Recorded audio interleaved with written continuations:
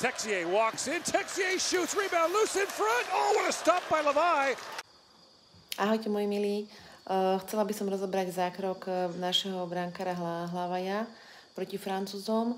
Bol to trošku neortodoxný zákrok a myslím si, že so šťastím sme neinkasovali, ale prvá strela pekne pokrytá v brankárskom motýlikovom rozklaku, kedy sa puk odrazil síce pred neho a nedokázal ho pokryť na tele.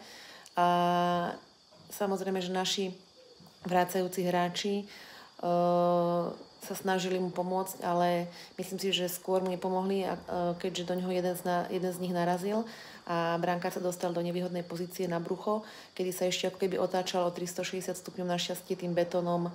Neviem, či zakročil vedome, alebo či bolo len šťastie, že francúzsky hráč strelal po zemi a trafil ten jeho betón. Našťastie sa veľmi rýchlo zdvihol do postoja, takže myslím si, že dobrý zákrok.